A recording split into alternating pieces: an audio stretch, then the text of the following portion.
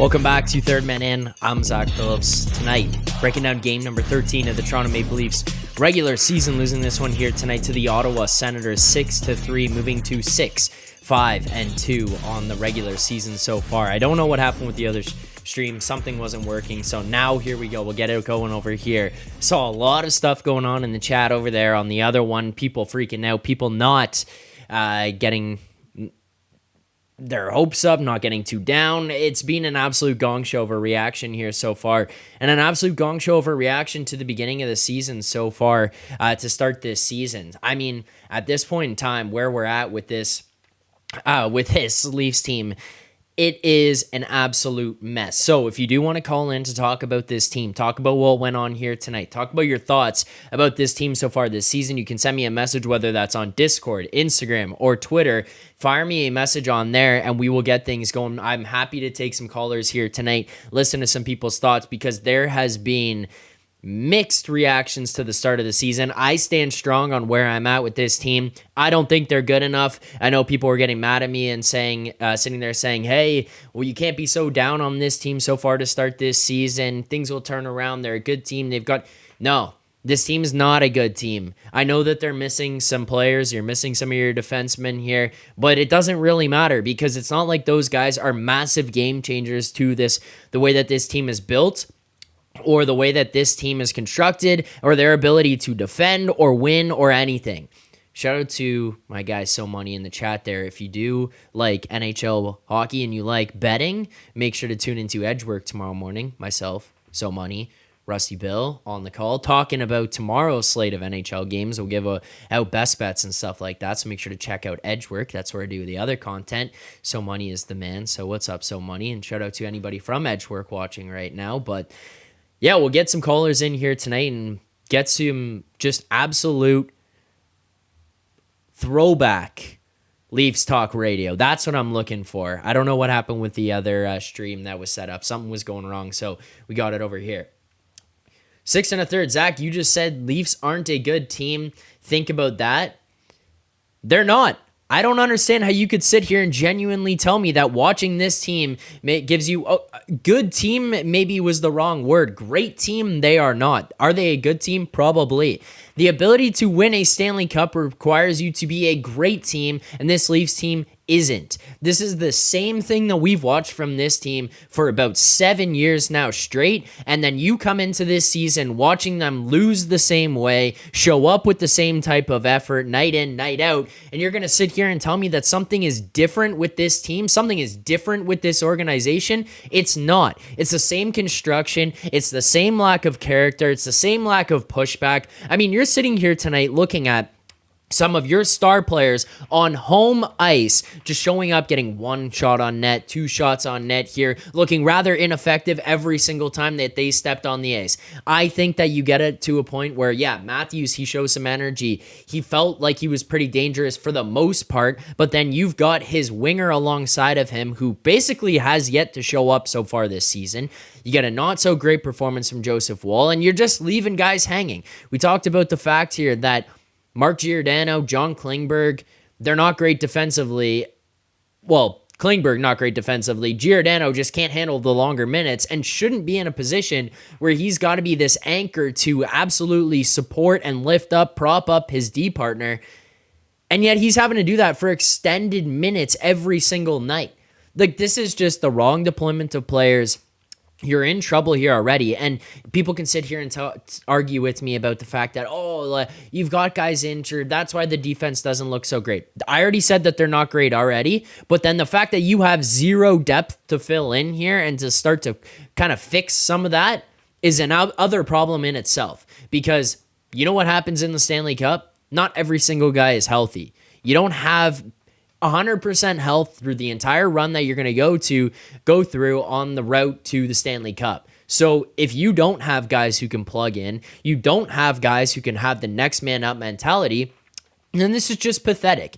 And I'm sick and tired of hearing about the excuse of, people are being out, and you don't have these guys in there. The Leafs went into Boston and played against the Bruins on a Thursday night where the Bruins were missing their number one defenseman in Charlie McAvoy, Derek Forbort, and Grzelcyk. They were missing 3 big pieces for them on defense, and it did not matter. And oh, by the way, that team lost Bergeron, lost Krejci in the offseason. Tyler Bertuzzi is actually playing on the other side of the ice, and it did not matter. They find ways to get it done. They find ways to win games. The players that are here within this organization as a whole, whether it is from the depth or it is the major pieces up top, it's not good enough, and this team will not win a Stanley Cup as they are right now. I know we got excited about the win there the other night against the Tampa Bay Lightning, as you should, in terms of a, hey, comeback win here. But it's just these moments throughout the course of the season that continue to mask issues with this team. And people get mad about, hey, why are you being negative after a win? Well, not trying to be negative, trying to be realistic about where we're at. Trying to be realistic about the team's expectations for this season. It's great to get that win against Tampa. It is. Tampa Bay was also playing Jonas Johansson in net, not Andrei Vasilevsky. Like, there are things that you have to take with grains of salt to sit here and say, is this team truly built to win championships? It's not. It's not. And 6 1/3 saying, oh, I get it, ranting is fun. I'm not sitting here just for the purpose of ranting. You think I don't want to watch this team win a Stanley Cup? You think I would actually just enjoy continuing to lose in the first round and hear it from coworkers and peers and friends that cheer for other teams? This team is not good enough. If you're sitting there doing third man in covering the Boston Bruins, different story. You probably can come away from a loss and be like, oh, well, we saw these positive things, and they're going to get to a point where, hey, this is a team that is still built properly because of the construct of the organization, the players that you have here, what we've seen out of them in the past. Not here. They have not shown it. These guys have not shown it. It's not good enough. The defense specifically, not good enough. You're finally getting a spot here where you can get some type of production out of that third line. They look like they've got things going, but then it's like, all right, they've got things going, and then you're not getting anything really out of the top. I look at Mitch Marner here. I look at the stat line that this guy produced in a game where you're playing the Senators, a team that's struggling to start this season. And he's -2 on the night. Felt rather ineffective. Does nothing at 5-on-5. Like, this guy's being paid $10.9 million. And you can't get up for this game at home where your team needs you pretty badly, especially considering how really lackluster the start of this season has been. This is not good enough for this team to start this year. And I don't understand how any fan could come here and have any type of confidence instilled in them that this is a team that could win anything. I just don't see that with them. I don't see that in the construct of the team. I don't see it the way that they're built. I don't see it the way that they play. You tie the game up in the third period from a goal from your third line. A pretty good goal, that is. And then immediately just collapse like a cheap lawn chair. Mark Giordano was on for the first 4 goals that the Senators scored here tonight. There needs to be massive changes. Whether it's how they're built, who's on the roster, the way that they play, the way that they're coached. I don't know what it is, but you can't sit here and continue to be in a position where you could say, oh, they'll be fine. Because guess what? We've seen this story over and over and over again. And we've seen the result of it. We are watching the same script play out now for what? The 8th year in a row? And yet somehow we sit here and feel like we're going to see a different ending to the story.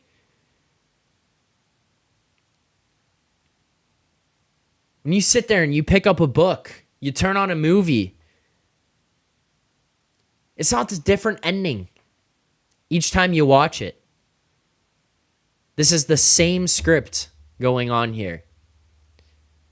This team cannot and will not win as they are built. This is just not good enough. This is not good enough.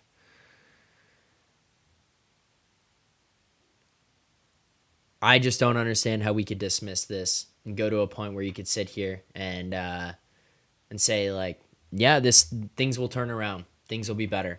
Don't get it. Don't get that level of confidence with this. All right, let's continue. Let's read some of the stuff going on in the chat. I know you guys are absolutely fired up right now about this.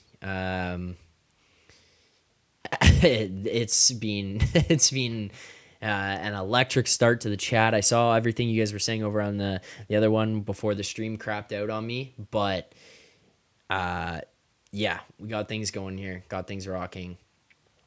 Also, if you are watching right now and you haven't hit the like button, please hit the like.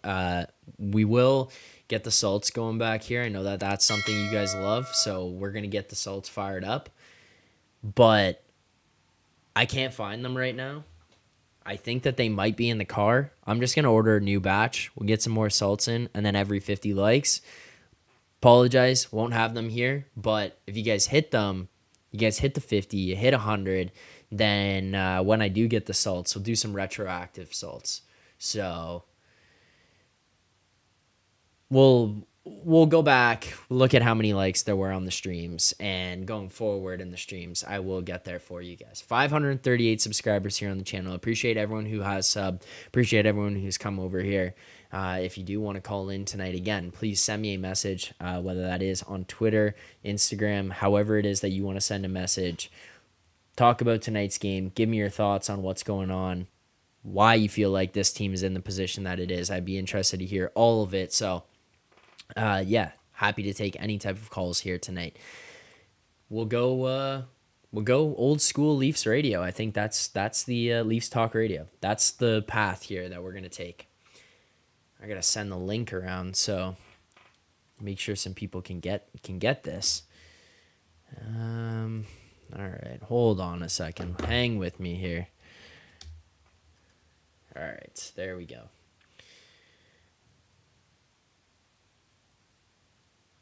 Okay, sending some links. I see some people already sending messages. If you do want to call in, again, as always, just send me those messages. And happy to take calls. All right, sending the first link off so we can get someone in. Also, the thing with Joseph Woll, I'm not going to press the panic button on him. Had some bad errors here tonight. Let in some bad goals, that's for sure. I'm not going to put it lightly. He did. I think that one that Giroux scores late that's tough. That's a bad decision made there. It's a pretty poor execution. I'm not sure how he didn't feel the pressure coming. I'm not sure how he didn't hear. It sounded like Nylander yelled at him like a guy was coming. There was some tough stuff going on from Joseph Woll. Unfortunate, but also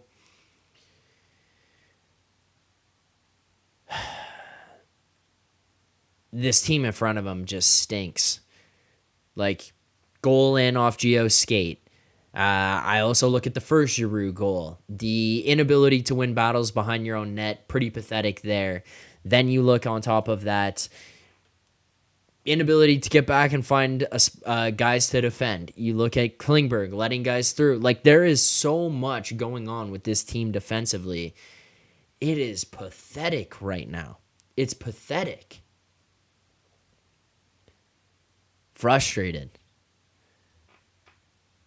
Sending out links to people if they do want to call in. I did send the first one. Someone asked to call in. We'll get them in here. Let's read through what's going on in the chat in the meantime while we're waiting. All right. Daleks, what a horrifying end to a game. I thought Halloween was over. I know. You're sitting there in your own barn at home. You should have energy. You've tied the game up in the third period. This is an opportunity to get some life, get things going. You get excited, and you just completely fold. Like, completely fold here. It is not good enough.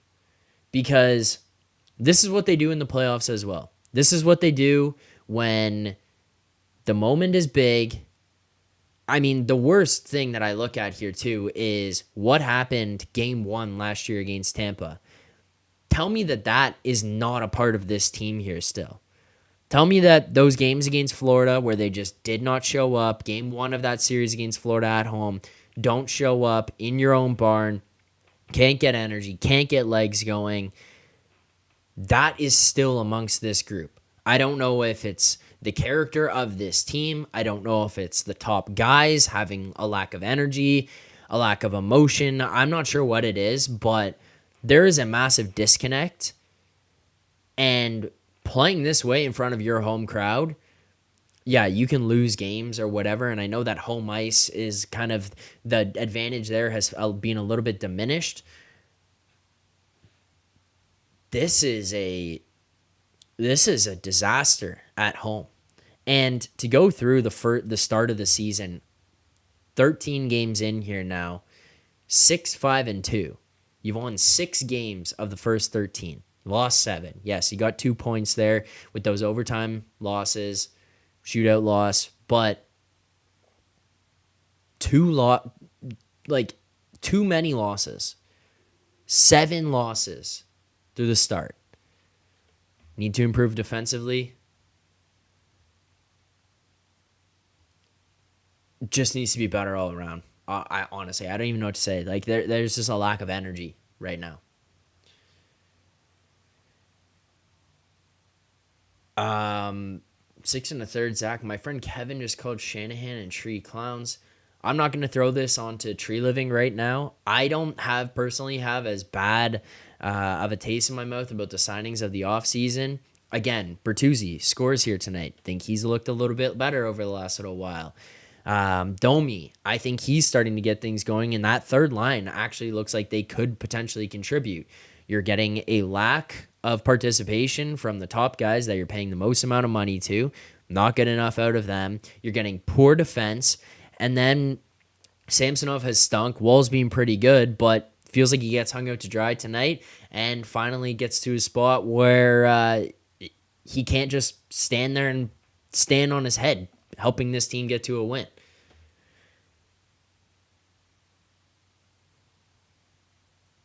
I don't know. If you do have thoughts, again, fire them away in the chat. I will read through everything that's going on that you guys are sending. Continue to answer questions, all that kind of stuff. So keep sending those in, and we'll keep answering things going on in the chat. Your local legend, Giordano and Klingberg is one of the worst pairings in the league. Yes, that was pretty rough. Giordano is playing far too many minutes. He is put into situations he should not be in. We saw him deteriorating towards the end of last season. I think he's a guy who can still play on the team, can still hang around, but I don't think he's a guy that you can rely on to be the shutdown player that he is. He's good in the third pairing. He's good to help prop a guy up a little bit, but he's not going to excel in a spot where he's got to play mass amounts of minutes against the higher end talent of the other team. And the other thing is he can't carry the full workload that he has to when he's playing with Klingberg. Klingberg is very bad defensively. I'm not a all-in on numbers guy and just look at numbers, because numbers also supported Justin Hall like crazy, and we could all see that he wasn't great there. You can see that John Klingberg isn't very good defensively. And through the start of the season, through 13 games here, it's not just that he's not being great. He's been fucking awful defensively. And you need a guy like that to counteract it with offensive play, which really has not been here to start this season. Very frustrating stuff there. That pairing got absolutely torched here tonight. On for the first 3 goals. Giordano then on for the 4th goal. Just seriously frustrating from that standpoint. We will get our first caller in here, and as we do that, I will fire off to an animation. But before I do that, I just want to remind everybody, if you are watching right now, haven't hit the like button, please hit the like here on the stream. I want to get to 100 likes on the stream here tonight. We're at 28. We've got 100 people watching right now. No reason we can't get to 100. We'll take callers here. We'll listen to what people have to say. Keep hitting that like button. Keep subscribing here to the channel. Let's get back to 1,000 subscribers. Let's get to 100 likes on the stream here today. I think these are doable numbers. I don't think I'm asking for too much. So send this to somebody that you know who would enjoy the content, enjoy the live streams, or want to call in and talk about the Leafs. But we will welcome in our first caller of the stream here. Let's hit the animation. I have to go right to ludicrous speed. Prepare ship for ludicrous speed. All right. First caller on the line. Arish, how's it going? Yeah, I'm good, man. How are you? It's been too long since I called in, Yeah, it's not great. It's a frustrating start to the season so far. We've gone back and forth with people in the chat. We've gone back and forth about whether or not this team is good enough, whether it falls on Sheldon Keefe, what the solution is here. All in all, it doesn't really matter because you haven't got consistency out of the top guys. You haven't got the defense. You've got some poor coaching throughout the start of the season. So it's just it's not being great for this team. You can't put it lightly. That's basically being how it's going right now. Yeah, man. I completely agree with you. It's tough. Like I think they said on TV or something that we now on home ice we allowed 35 goals or something. I think every game we've allowed 4+ goals on home ice. I was even saying to my family I can't believe just on our home ice we have to score at least five plus goals to even consider winning. And then I want to say I also appreciate. Well, it's that every night, right? And it's been that for 7 years now. Yeah, for sure. And also I also want to say I appreciate you because I was watching a bit before. I do really appreciate you don't sugarcoat anything or try to sugarcoat it. You just say everything it is what it is. This is bad right now, and this is good because bro, I think the time to sugarcoat / make excuses was a long time ago. It's 8 years with the core now. I think the time to do all that stuff and be oh, don't worry, they'll be okay. They're still young, we have to fix the defense in the offseason. We can do that. That stuff. Yeah. But that stuff was all within the first 2-3 years. Then, yeah. Then after that, bro, especially, I don't know why, but against that Montreal series when we blew it, I was still upset, but then I don't know, just the year after, after against Tampa, we lost. I know it's tough saying it because we won a round, but it has only been one round in 8 years, right? So yeah, it's tough because after we lost to Tampa again, I just kept saying to myself you know what, that's it, I'm done. I can't give them the benefit of the doubt anymore. So yeah, sorry. Yeah. Now, if you don't mind, I'll talk what I think thought about the game so far. So yeah, okay, I hate to do this. I'm probably people in the chat might explode over me and stuff, but our goaltending, okay, I know okay, I know our defense, I think there were maybe 2, maybe 3 times where you can see that our defense completely broke down and we got scored because of that. But I look at the goaltending tonight, bro, man, it was not good enough. You look at no, it definitely wasn't. You're right. I don't think it was good enough. But I also think that to that point that this is, you also put him in a bad spot. I'm not going to try to bail him out here and say that he played fine or whatever it was. He did not play that great. But it's just to the other side of things here is your defense is also being so garbage here at this point in time that you're just throwing these guys out there. Whether it is Wall, whether it is Samsonov, and no, I'm not going to throw excuses for these guys and say, hey, they're getting screwed by their defense. It's not completely that. They're not playing that well.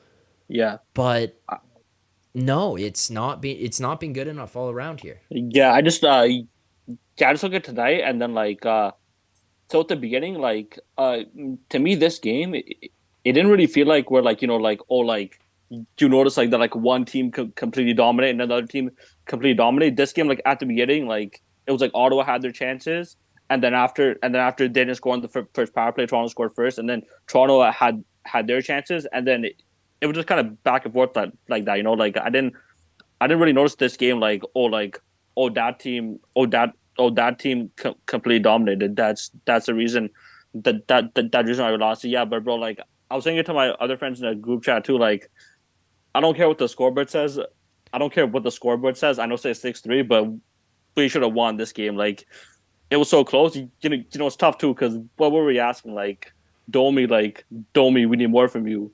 Bertuzzi, we need more from you. And now we're getting that. And then we need more secondary scoring. Matthews can't score all the goals. And now we're getting that too. But yeah, we're still having problems. Yeah, the defense, like I don't know. I mean, like I don't know if you saw my Instagram stories, but I was, and I'm still really high on Klingberg offensively. Like tonight, like I know he was a -4, but like you do like offensively, like he did make some really skillful plays in the O zone. But yeah, man, like the tough part is like defensively, like you with him on the ice, like I think there was like I know he was a -4, but like I think there was one like where he was like really noticeable, and like you're like that's his man. But like yeah, like the thing is we all expected like that like like this happens, but at the same time like you'll be like this is why we got him, because the offense will cancel out with the defense. And like yeah, I will say though, like recently, like watching the games too, like there was one really nice play where he made to Marner, but like unfortunately Marner just couldn't finish it and stuff. And like yeah, and yeah, it's tough because like I look about like at least like maybe like 5 or 6 more like assists, like that should count from my fingers. He should have, but yeah, like it just looks really bad right now because like the offense, what it should, it's not contributing, and then he's not good defensively, right? So yeah, like Yeah, I mean, look, this yeah, this might have been this might have just been a mistake of a signing. Reality is, yeah, I thought there was a yeah, lot of upside to Klingberg. I thought that this same, would yeah, go well. I knew that no matter what coming into this, he was not going to be good defensively, but I sat here and said, yeah, it doesn't really matter because he's going to come in and run the power play. He's going to be the PP1 quarterback back there. And I thought that the offense that he had in him, the offense that he had when he was playing in Dallas, and then a little bit when he got traded to Minnesota, would be able to come through and overcome what he had on the lack of defensive ability he has in his game. I've been wrong so far. It's 13 games in on him. Maybe we're going to be proven wrong at some point and it's going to turn around. But it's not been good enough to start this season. There's no way to put it lightly or to sugarcoat this because yeah, this has been a tough start to the season for him. He's getting called out by every single person, whether you like analytics or not. The eye test has not been good. The analytics have not been good. The underlying numbers are not there for him right now. It feels like every time he goes out on the ice, there's an opportunity for the other team to score.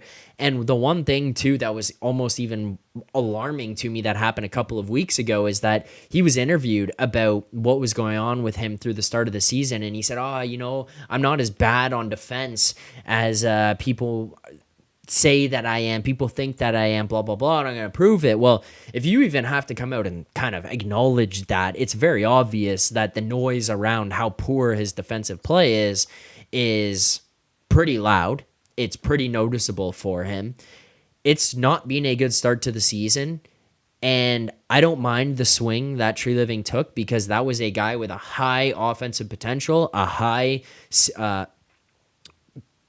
I don't know, like you look at the risk reward, he had a high reward opportunity. We knew what the risk was defensively and what you were going to have to deal with on that side of things. The offense has not been here, which has just made this a pretty shitty start to the year for him. It's not been good for him. Yeah, no, I'm fully with you, bro. And I think you said it too. Like, you're not at the point where you're gonna blame Brad Tree Living. yeah, I'm not gonna blame him either because like I don't get what people can look at him for. Like we all looked in the offseason, like who did we lose? We lost like our big pieces we lost were like obviously the trade deadline ones, but like those are tough. Like Ryan O'Reilly made it pretty clear that he just didn't like the attention and stuff in Toronto. I don't think. Well, Ryan O'Reilly made it pretty clear he wasn't going to sign here, whether it was Tree Living or if it was Dubas or if it did not matter. He was not going to re-sign here. Yeah, exactly. And then Noel Acciari, I don't know what's him, but like I just think he didn't want to come back. And then Luke Shen, like look, season out to say we could have kept him, but like like he did have one good playoff run, and then if we gave him 3 years, and then he looked like a bottom pairing defenseman. Then but like you just look at all the signings. Okay, maybe there were some questionable ones. The Reeves one was questionable. The Klingberg one was like should have been a high risk like low reward type of signing. But then the other ones, you look at Bertuzzi, Domi, like those like I think those ones will be fine. Yeah. Those ones, yeah. Those ones will be fine. Like I know they haven't looked fully that comfortably yet, but like I do think like I know it's tough after tonight, like how we just blew the game like that with like 2-3 goals like that quickly, and then it was game over. But like tonight, for the most part, I thought Bertuzzi looked great. Like because before, the issue to me with Bertuzzi was when he was on the Tavares and Nylander line, it just looked like Tavares and Nylander got the puck, and then it just looked like he was skating and just and trying to guess, oh, okay, should I go here, should I go here? But look, tonight when he got the puck and stuff, you noticed him. It's almost like I'm not a reporter. I don't have any insider information, but it looks like maybe like last practice, Tavares, Nylander, Bertuzzi, they all had a meeting and said they're like, all right, you know what? This is our role. Like you do this, you do that, you do that because tonight it definitely looked like they had chemistry too. Jarek Bertuzzi, he was hitting the third line. The first 2 periods, I didn't even notice them, but look, the third period, like when we needed them, they came in for us. Yeah, Domi.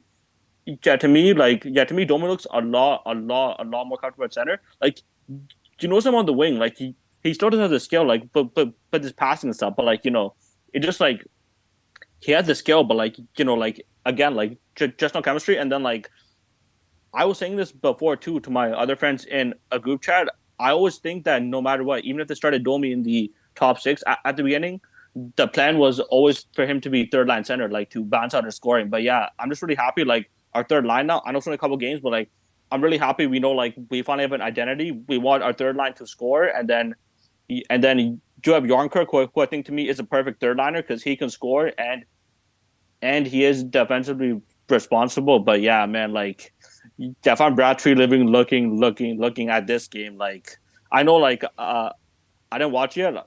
I'll watch it after, but I know you did post a video.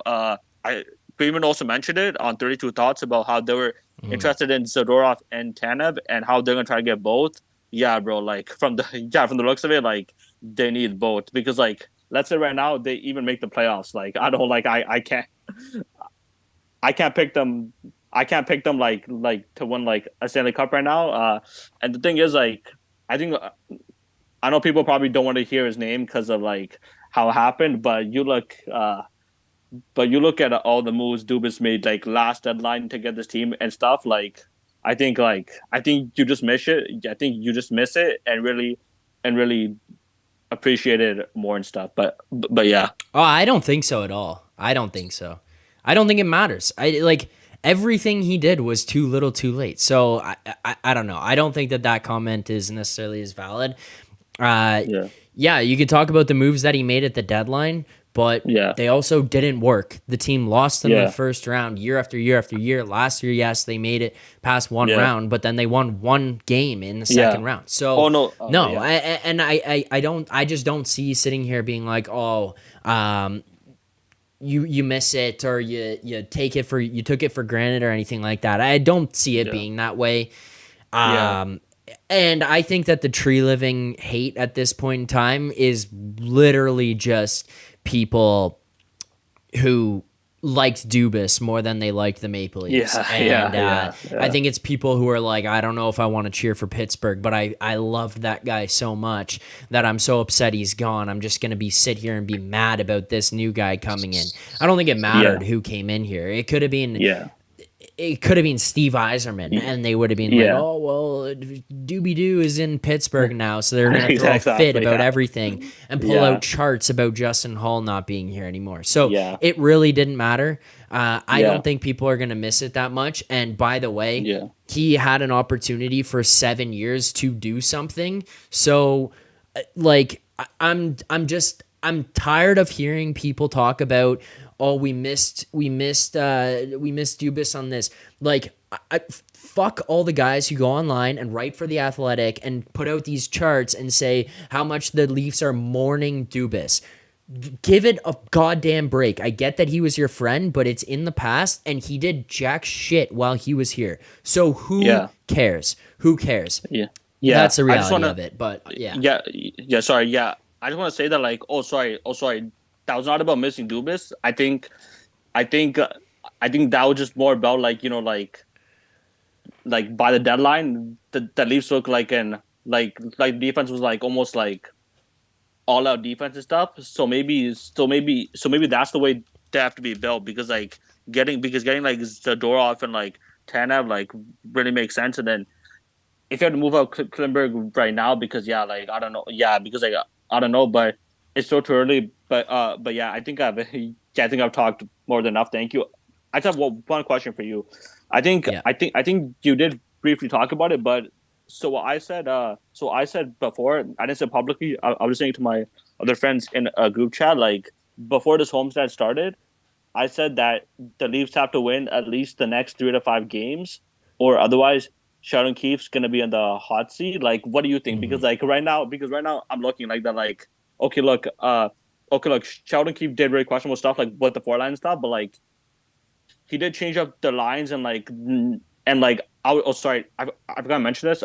I'm just so happy just seeing like tonight finally like we'll just have one line, this line, this line, this line, like not seeing it, worrying about like put stuff in a blender because this line's not doing good. But it looks like we finally have like our line set for now, and it just, to me, like, firing Keefe, like, if you're just gonna do it right now, like, I think you're just gonna do it for the sake of doing it, because who else are you gonna bring? Like, maybe they'll have a jump start like any team does with a new coach, but at the end of the day, will the results of winning a Stanley Cup be different? Which is the thing here that truly only and really matters at this point. But go ahead, please. I don't know. Look, for Sheldon Keefe, in terms of who you're going to bring in here, I don't know who the solution is, but here's the thing. I will also throw this out there. If you're going to fire Sheldon Keefe, you kind of have to beat some of these other guys to the punch, because Ottawa is sitting there with DJ Smith on the hot seat. Obviously, a nice win here in Toronto helps him out a little bit. You had the players stick up for him. No one's really sticking up for Sheldon Keefe here in Toronto about what's going on. So you're did they get asked about Keefe? Public outpouring. I'm not saying... Okay. No, I'm not saying that this has been like a massive issue amongst the players or something that's being talked about there, but people are coming out and sticking up for DJ Smith there. They roll into Toronto. They show up here tonight. They get a win. Like, look at the way Ottawa responded when Toronto ties the game up. It's immediately back down Toronto's throats. Goal, 6-3 win. You're on your way back to Ottawa here tonight. You got a team coming into town tomorrow. Like, that team has an opportunity to just roll into tomorrow's game, hopefully pick up a win, and then you kind of start to quiet things. They fired their GM, but their GM had made some catastrophic mistakes. But nonetheless, you sit there and you're looking at a guy who could be potentially on the hot seat. You look around the league, there could be other teams who could be maybe looking to move on from their coaches at some point here if their starts are as pathetic as if they continue to be as pathetic as their starts have been. Namely, look at Edmonton. You think if Edmonton loses to the San Jose Sharks tomorrow night, they're going to be sitting there looking at Jay Woodcroft all rosy? So you know what that means? Once these other coaches start getting fired before Sheldon Keefe, some of the coaches who are available start getting taken off the list. So if you want your pick at those guys and you think your guy could be out there, a guy who you think could make an impact on this team, you might have to start calling him pretty soon, because what's going on here in Toronto with Keefe behind that bench, maybe this isn't on Keefe. Maybe it's not. Maybe we're completely wrong. But nonetheless, guess what? It's extremely hard to swing a massive trade with one of those four guys. I don't think you're going to trade Matthews anyways. I don't think you're going to trade Nylander. I don't think you should trade Nylander right now. In fact, he's the one guy of all of this that I would sit there and think, you're not trading Nylander. You should re-sign him and figure out a way to get this done. You can't trade JT. I don't know about the Marner situation, but it's going to be awfully hard. Riley can't move. Like, you cannot make these moves right now during this season. So the one move you're really left with is Sheldon Keefe. I've talked about it before. It's the one bullet left in the chamber that Brad Treliving has, because he didn't do any of that in the summer. He just went and acquired pieces around it. There were no trades. There were no firings, nothing. So the one thing that he's got left, the one move, the one chess piece he has left that he can play is the firing of Sheldon Keefe. And maybe the guy comes in and he has the exact same systems, but maybe the way he speaks to the team is differently. You know, maybe it's not the message, it's the way the message is delivered. And if someone can come in here and portray that differently, handle the team, handle the attitudes, handle the characters differently, then maybe that's something that could start to turn around the way that these guys conduct themselves on the ice. I think that Mike Babcock was a massive swing the other way. He's very publicly hated by basically all former players that have played for him. And I think that just really rubbed these young guys the wrong way, who were here playing on this team, joining the NHL for the first time. They're sitting there going, what the hell are we a part of? And then you almost go the complete opposite way with Sheldon Keefe coming in here, being a guy who essentially coddles these players. And the worst example of it was last year when they started the season like shit. Last year, they went on the Western Conference or West Coast run where they played very poorly last year. Sheldon Keefe's job is on the hot seat. You got all the players being asked about it. You got Sheldon Keefe being asked about it. You got the GM being asked about it.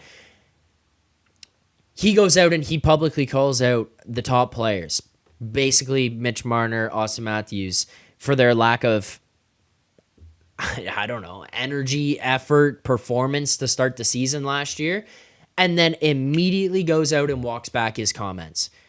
I think walking back his comments was drastically worse than it was to make the comments in the first place. Yeah. Oh, sorry. Hold on. Maybe this is just a point where it's just got to be, hey, get a different message in here. But that's kind of where I'm at. And also, Arish, to kind of finish the thought on this is just, you have now lost, you lost 4 in a row. You saved the losing streak with the win against Tampa. That could have been very bad, because if you lose that one, you're at 5 in a row. So now this softens the blow a little bit with that win, but now you've lost here again to the Senators 6-3. Like, this is another game where you have gotten absolutely lit up in terms of what goes up on the scoreboard. Yeah. You have 2 games here left this week, Friday and Saturday. After that, you have 12 days where you play 2 games. You don't think that might be a good opportunity in this schedule to fit in a new coach here if things are continuing to be poor amongst this team? Like, 13 games through the season, you're 6-5-2. That's, regardless of how you want to spin it, that's 6 wins, 7 losses. You've lost more games than you've won through the first 13 here. If you're going to go through the next 2 games and drop at least one of these next 2, and you've gone 2 and 2 over these last 4, and then you're going to go into that stretch of 12 days, then I think that this could be potentially the perfect opportunity to move on and find something else. For sure, yeah. I'm not gonna. All right, yeah. I completely agree with what you said. I'm not gonna. Yeah, I know there might be other people waiting. So I'll hop up pretty quickly. Yeah. I also just want to mention just a couple more things, just very quickly. Yeah, the only reason I mentioned Keefe is because you said that what you're not gonna trade you're not gonna make a massive trade off the roster. I mean, like that's why you see most of the coaches and then NHL stuff get fired first because it's it's the easiest thing to do. Like, but then but then also will say right now, like it's not just about us losing, but it's where we're losing. Like we're losing like 6-5. No, sorry, what we're losing like 6-3. Like I think we're just giving up way too many goals. Like that's the concern part of me. If we're losing these games like 2-1, 2-1, maybe 2-3 and stuff, and then like our defense for the most part looks good. Our goaltending looks good. It's just the offense. It's just the offense maybe is drying up a bit. Then I wouldn't really worry because that's what playoff hockey is. And then like we know in the regular season their offense is just way too good. Like no matter what it would eventually click. But yeah, man. Like who would have thought? But Matthews has 3-4 hat tricks, and and we lost like our last 4 to 5 games. That rings like more than one fire alarm, man. Like it's too much right now, Yeah. Mm-hmm. Yeah. All right. Thanks so much.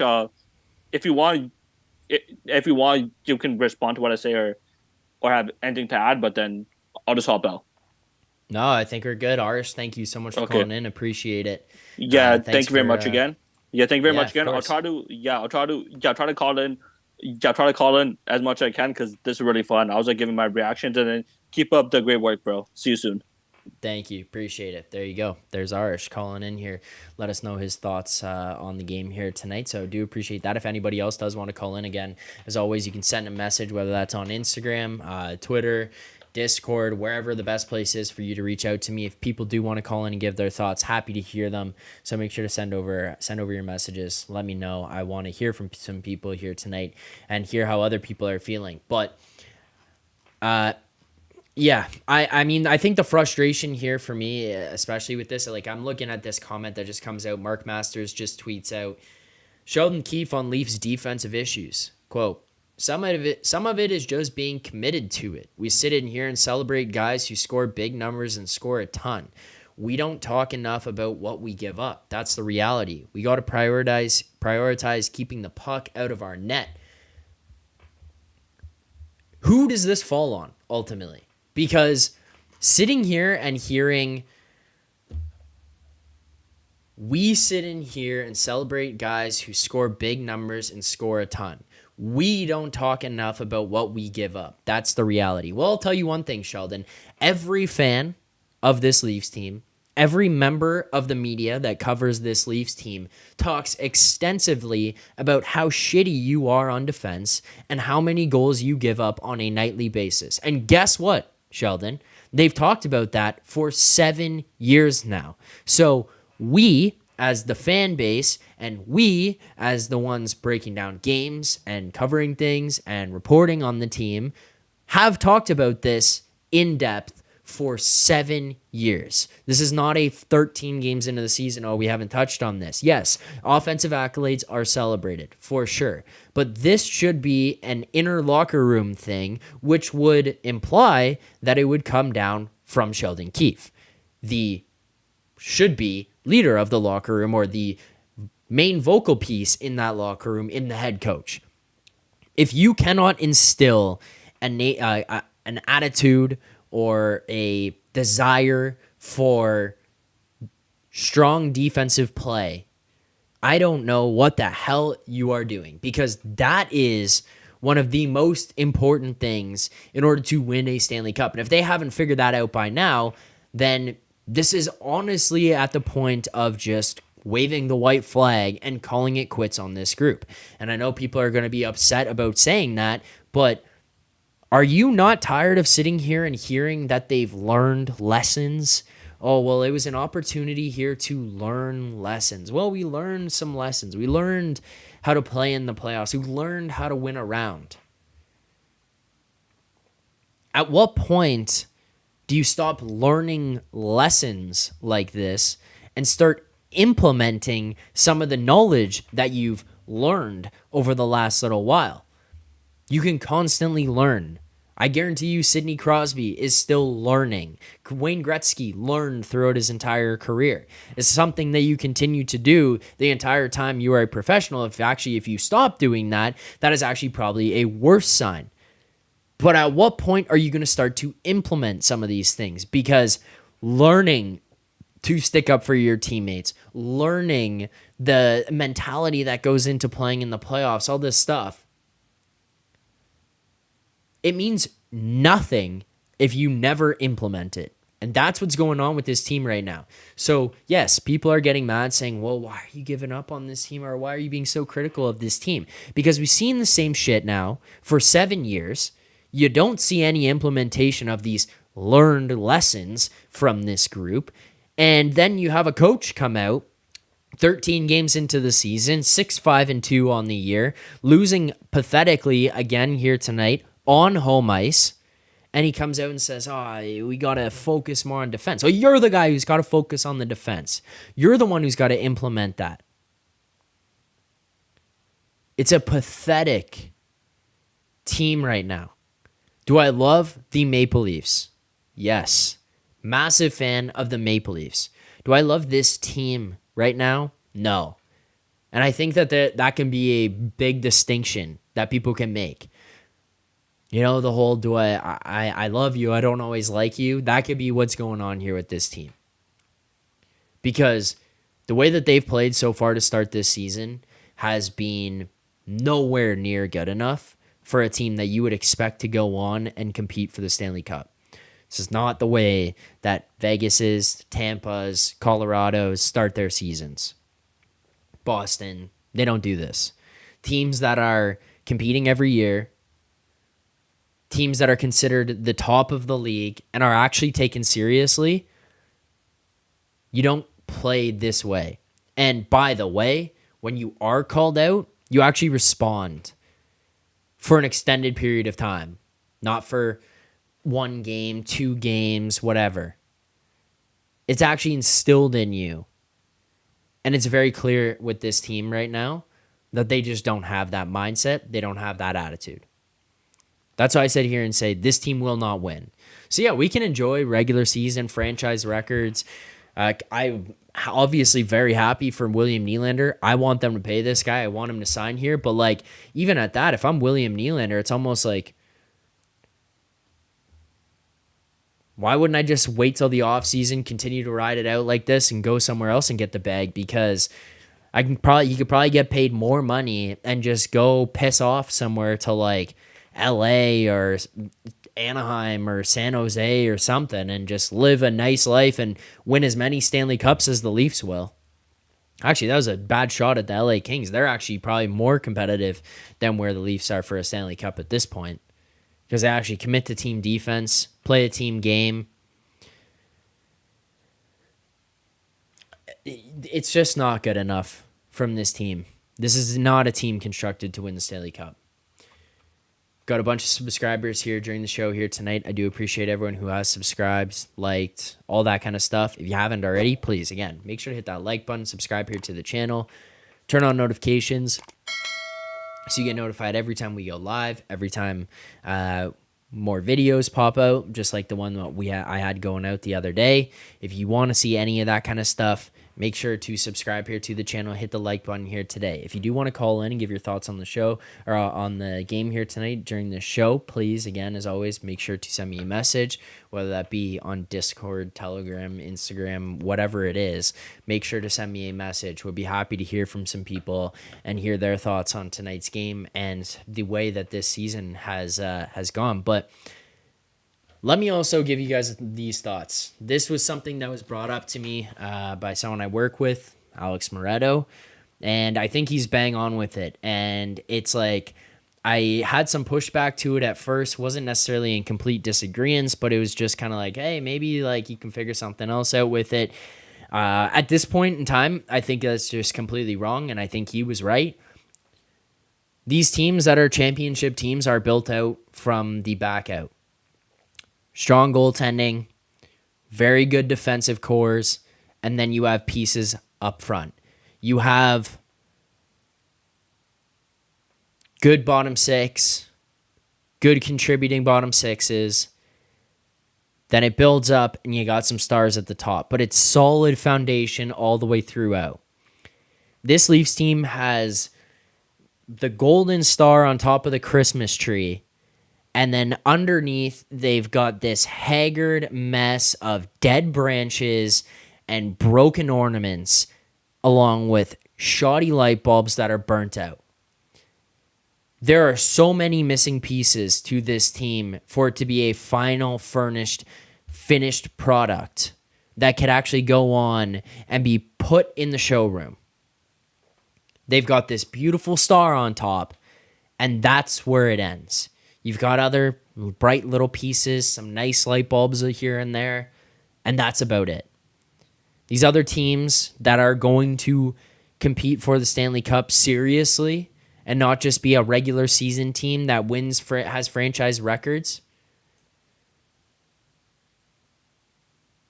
those are the teams that are built out complete. And right now, they might not be flashy. Right now, you might not say, that's the most beautiful tree in the yard. But what it is it's full. There's no dead branches. There's no burnt out lights. And then as the season goes on, you add some more ornaments to it.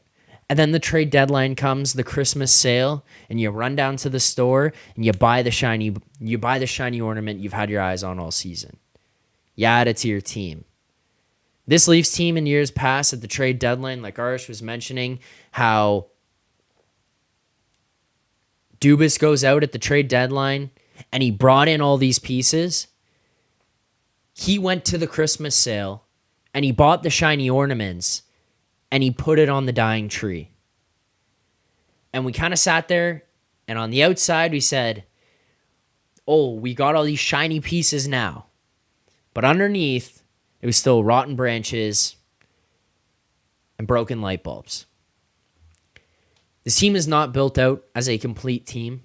It's not built out as a complete unit. There are massive holes here.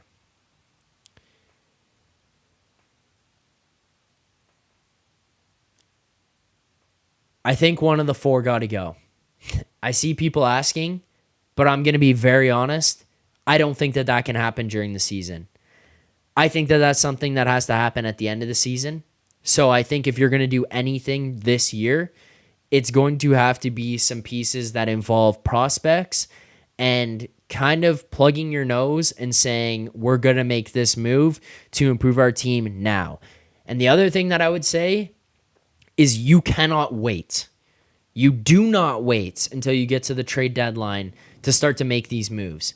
These are moves that you've got to make and start looking at making now. Doesn't have to be tomorrow, but over the next couple of weeks, within the next month, these are things that you're going to have to start to look at. I made the video about Zadorov the other day. I made this video about Tanev and how these guys could be pieces that they're going to target. I look around the league and I don't really see other teams that might want to move on from some of those players. Those style of players that could actually impact this team. Calgary, I think, is a team that has those pieces that could be moved on from. And I don't think it's just those guys. But if you're going to get real optimistic, you could look at the Lindholms. You can look at the Dylan Dubays. Those are pieces that could probably come here and fit into your bottom six and just kind of amp you up a little bit more. But outside of that, you drastically need to improve the D. And it's improving the level of the D, and it's improving the depth of the D. I think if you give these forwards a little bit more runway, you could see something out of the third line. I think that they're starting to get things going. They're starting to look a little bit better. You get something out of them.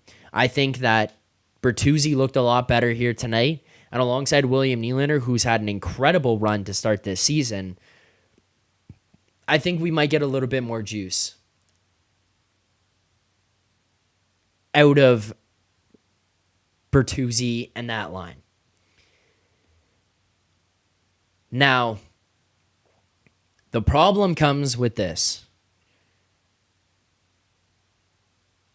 I still feel like that core group of guys does not have the attitude that it takes to win.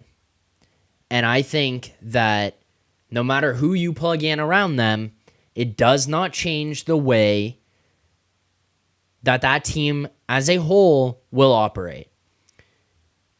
Again, I will look to some of these other teams and say, look how they act and look at the way the rest of the team feels. Because if you were brought into this team as a Zadorov, or if you were brought into this team in the offseason as a Bertuzzi, a Domi, you brought in last year as McCabe, whatever it is, and you get here and you watch some guy on your team get tripped and taken into the corner, feet first. Every single guy who's paid some type of double-digit money immediately goes like this.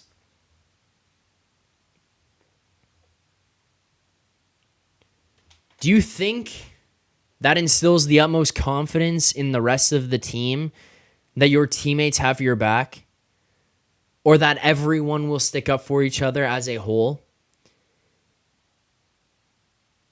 I know that this isn't about punching guys' teeth in and just going out and fighting all the time. Clearly not. That's not the way the NHL is anymore. But every now and then you got to show that you got a set of balls on you. Nathan McKinnon will fight. Sidney Crosby fighting in the preseason. Like, these guys stick up for their teammates because then it shows everyone else on their team that they've got it. They'll stick up for you. So then that says, if Sidney Crosby, one of the best players to ever play in the NHL, will fight for me, guess what? I'll fight for him. And I'll fight for the guy beside me. Because the other thing on this is that if Sidney Crosby will fight for a third-line player on his team, then that third-line player, he can't look at the fourth-line player and say, well, I'm not going to fight for you. You're the fourth-line player. Because fuck, Sidney Crosby is fighting for the third-line player, the second-line player, whatever it is. Ovechkin will fight. McKinnon. Last year, Alex Pietrangelo tries to take off Leon Draisaitl's hand in the playoffs.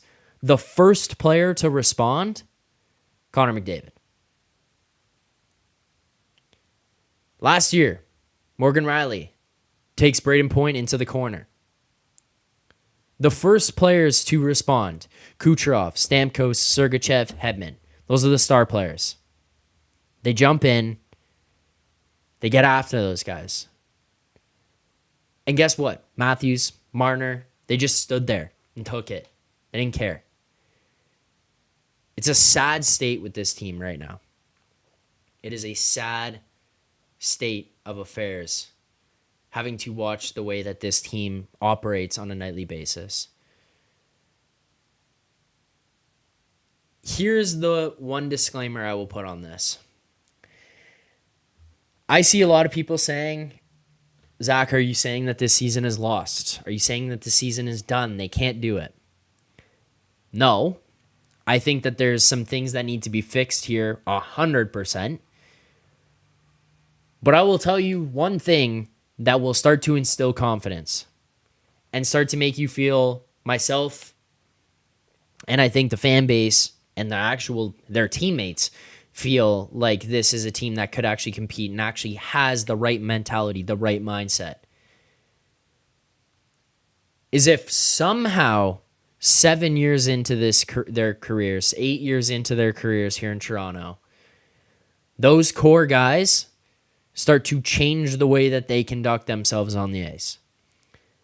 I think that we see the energy and see the fight out of Matthews a little bit, so I'll kind of give him a little bit of a pass. We saw it in the game against Tampa when he's getting fired up. He creates things, but like, you don't see it every single game, which, I mean, I guess you don't have your A+ game every night. But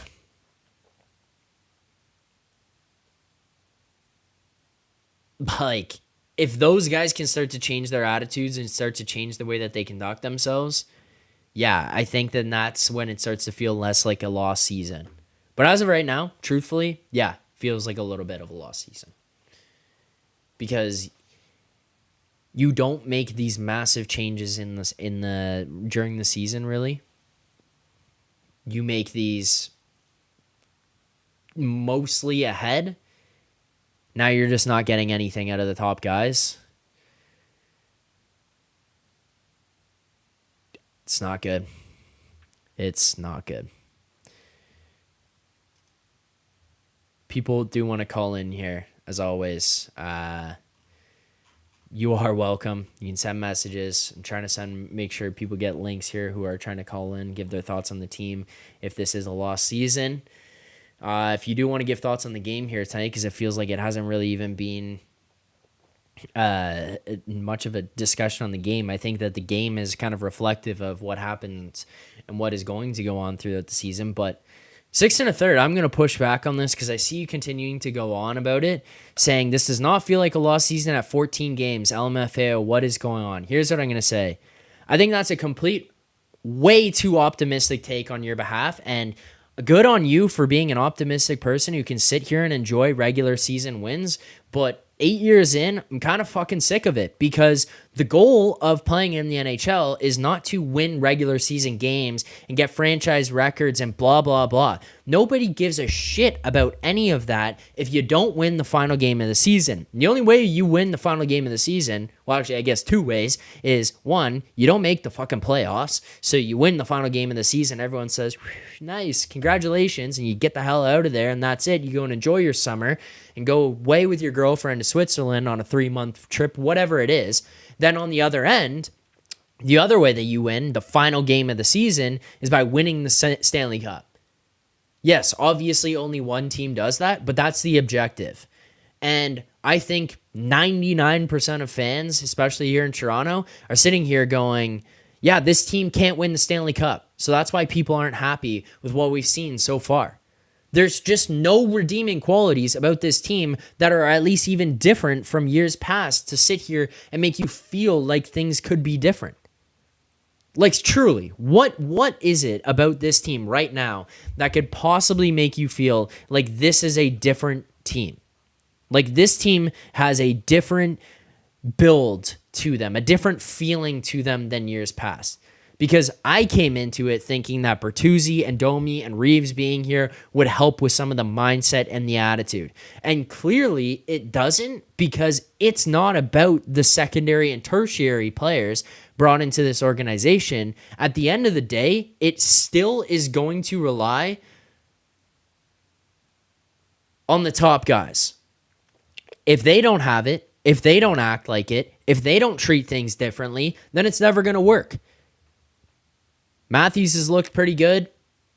It's even crazy because with the amount of goals that he has, it still hasn't felt like he's been as dominant as he even could be, which is just nuts. And I'm not even going to sit here and say he's bad. He's not clearly being poor to start this season at all. It just feels like you're watching him. It feels like he's even got more to give. Then you kind of look out at some of the other guys. Nylander's had the best start to his season. He feels like he's been one of the more dominant players offensively for the team on a consistent basis. So yeah, 6 1/3. Zach, what is it that makes you feel entitled to comfortable success from your team? What? I don't feel entitled to comfortable success. I don't think anyone in Toronto right now feels comfortable with where this team is at. This is a participation trophy mentality for Leafs fans right now if you're going to sit here and say, well, I'm happy with the regular season.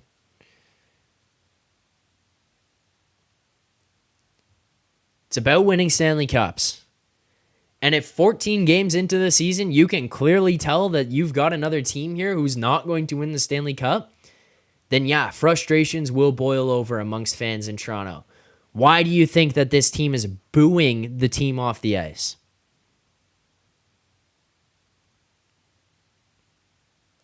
This team is built for regular season success, and that's the extent of it. And even right now, they're failing to provide any type of joy in the regular season because of the way that they're losing these games. It's frustrating. Shout out to Matt Albert watching right now.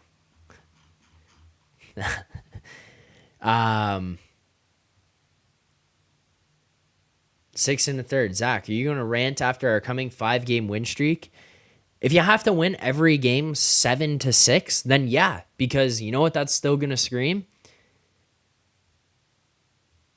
Lack of defense, lack of goaltending, whatever it is. So, yeah, like we're not going to sit here and just be happy with all of the stuff that's going on with this team if you're not playing up to expectations. It's about winning Stanley Cups. It's what you try to do every single year. Not be content with regular season success. If people do want to call in, again, feel free to send me a message. We'll have people call in. All right. We do have a couple things we got to get into here tonight. We do have to get into play of the game. Got to get into grades. Talk about some of that stuff. Continue to break things down. Hear from people, their thoughts. I'll answer questions in the chat. Answer where people are at with this team. We'll break it all down. If you are watching right now and you haven't hit the like button, please make sure to hit like. We got 58 likes right now, 100 people watching the stream. If you're watching and you haven't hit the like button, please just make sure to do so. Take 2 seconds out of your day to hit that like button. Let's try to get to 100 likes by the end of the stream here tonight. We'll continue to break this down, continue to break down what happened, this game. We'll get into some of the plays, the grades, all that good stuff. But for the time being, let's get into play of the game.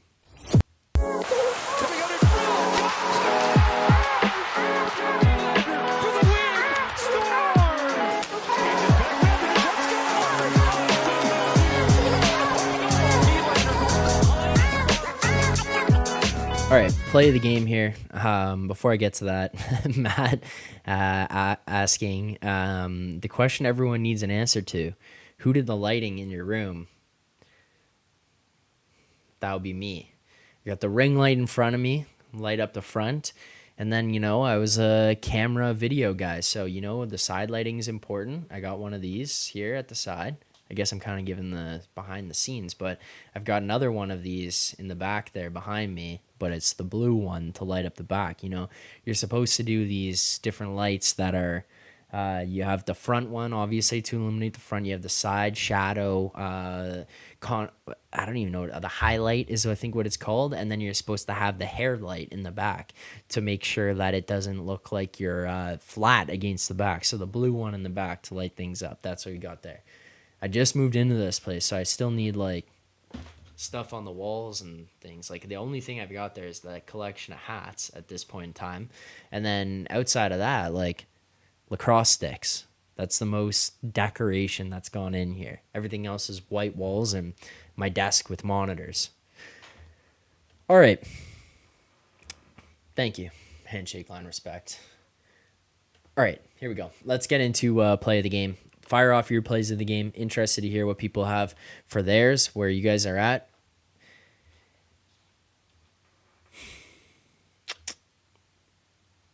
All right, I think my play of the game is going to be... I think my play of the game is going to be the Nylander goal. 13 consecutive games with a point. Opens the scoring here. But it's more than just that. The Leafs kill off a penalty. Then it goes into, flips after they kill off that penalty. The Leafs get an opportunity on the power play. JT wins the draw, which is something that this team has not done consistently, especially on these power plays. They've given the puck away to the opposing team, it feels like, way more than they should be in the offensive zone on these power plays, where now the puck's going right back down to your own zone, killing off about 30 seconds as you have to come back in, break into the zone. And you win the draw. Matthews fights through, wins the battle against the winger there, wins the race and the battle getting in to get the puck as it goes in behind Tavares, and he pushes it across to Nylander, who makes a nice play skating into the zone, into the puck, into open ice, gets it, rips the puck home.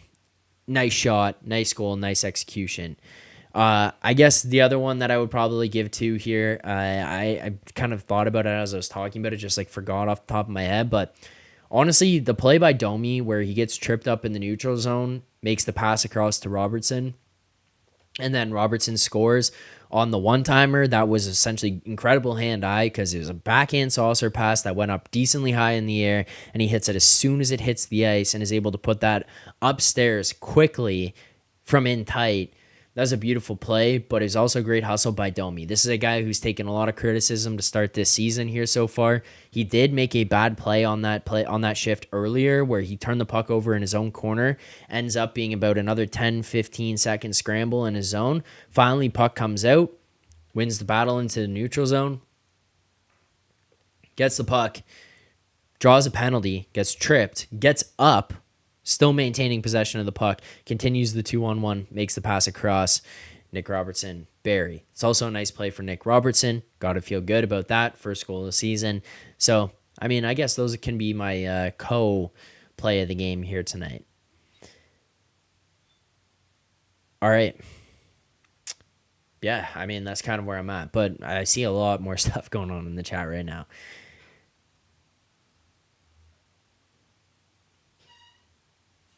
The Canadian white trash guy, Zach, I challenge you on the second player in the goalie zone. It makes the rest of the line play shorthanded.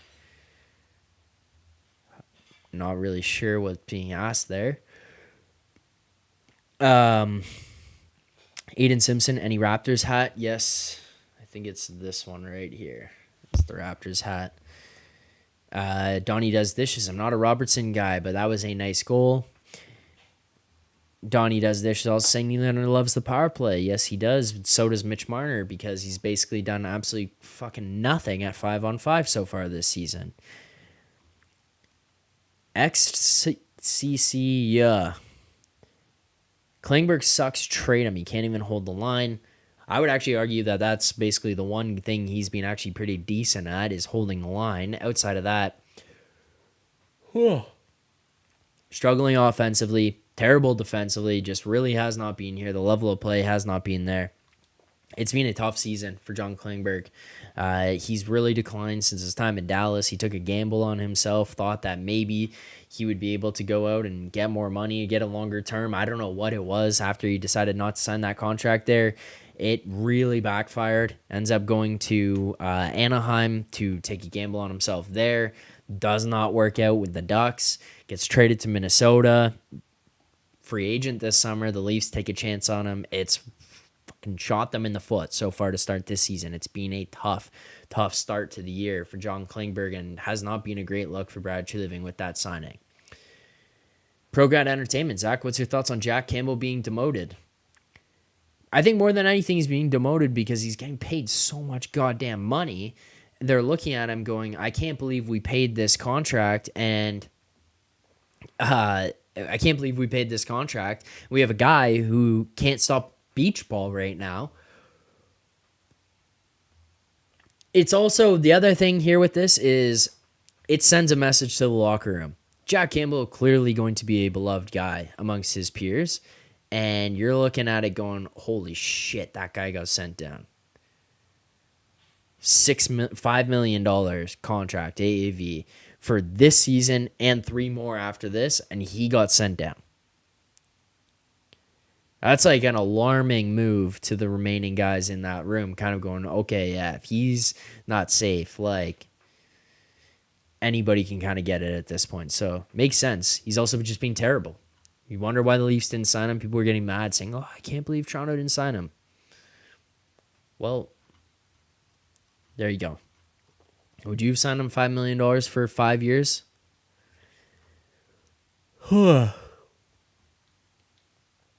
Handshake line respect. Jack Scramble is done. All right. Jim Bianchini. Jimmy B. Could be a lost season. Do not mortgage future with this core. That lacks the desire to win. We need to be patient and let this organically implode. Interesting way to look at this one. I mean, there you go. GD. Eric Gustafson has 3 goals 8 points and is +5 with the Rangers right now. Yeah, I know. I've seen that. And our guy Matt Albert is going to be in here letting me know about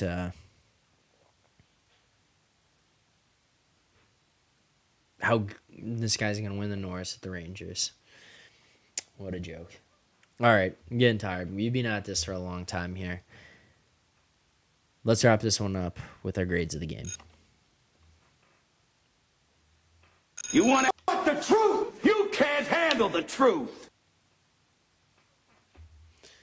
I don't know what's going on with the animations, the stream, everything. It's just all out of whack here tonight. But anyways.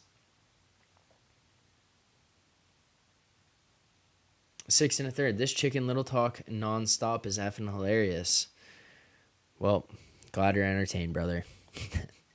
Find some way to get through it, because there's no Stanley Cups, no parades happening with the way that this team is right now. All right, grades of the game.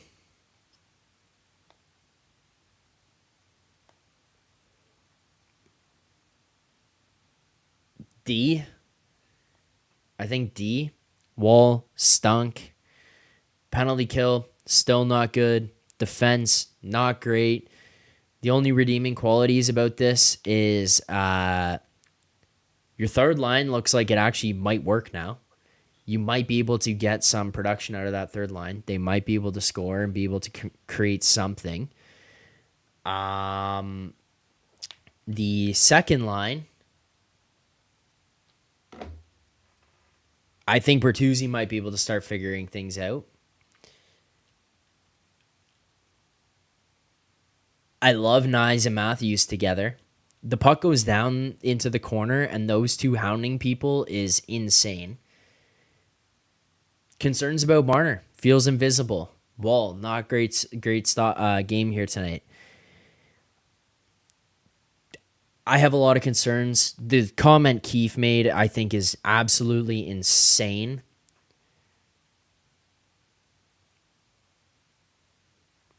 About the defense, I don't know.